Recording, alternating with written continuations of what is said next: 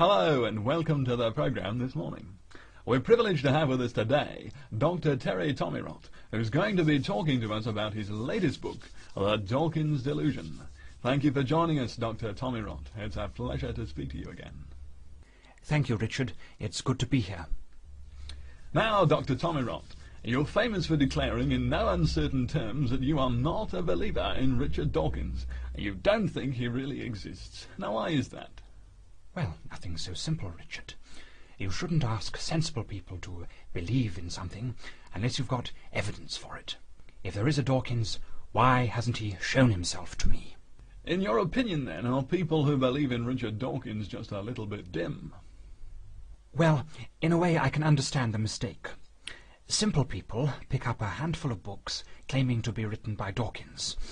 And since the Dawkins seems to be a sufficient account for how they got to be there, for the similarities in all the texts and so on, they stick with common sense and fallaciously conclude that this Dawkins, which they have never seen with their own eyes, actually exists.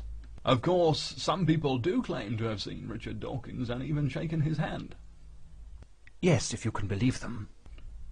You think they're all lying? I didn't say that.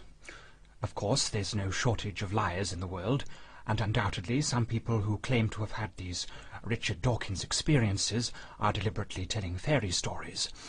But, you know, the human brain is a very, very complicated thing, and conjuring up an imaginary Dawkins would be child's play for it. Christopher Robin had Binker, I had the slimy custard man.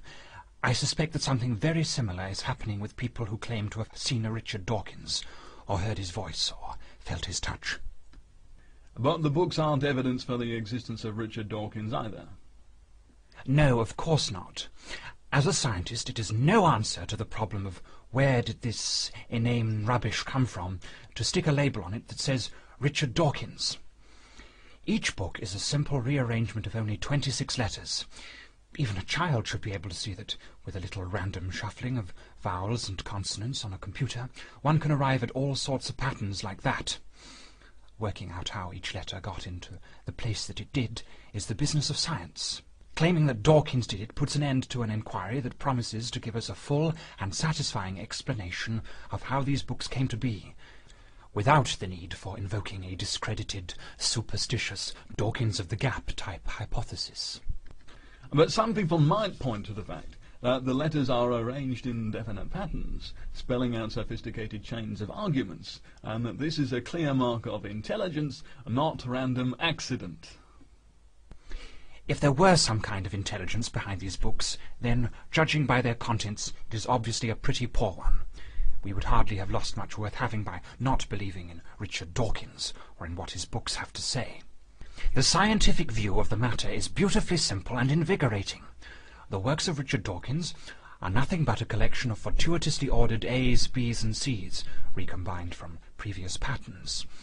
There is the Latin alphabet, there are the nonsense poems of Edward Lear, and there are the works of Richard Dawkins, and the one developed from the other through a series of random typing errors, though admittedly we haven't got all the details just now.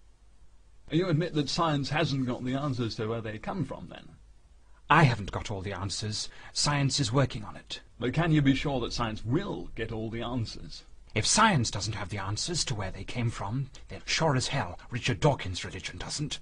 If a Dawkins designed the books, then who designed the Dawkins? Just tell me that. Moving on now, Dr. Tomirot. In your book, you have described the Dawkins revealed in the literature as an ostentatious, acrimonious, supercilious, pusillanimous, calumnious, censorious, vituperative, querulous, embittered, obsessive, and bombastic bully. Yes, that seems fair enough to me. Now, some people might say that that's going a bit over the top. Read your Richard Dawkins if you think that. Just read it. Read A Devil's Chaplain.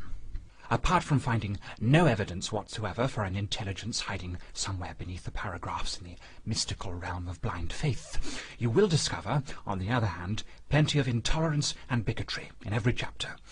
All of these very good reasons to have nothing whatsoever to do with this Richard Dawkins religion.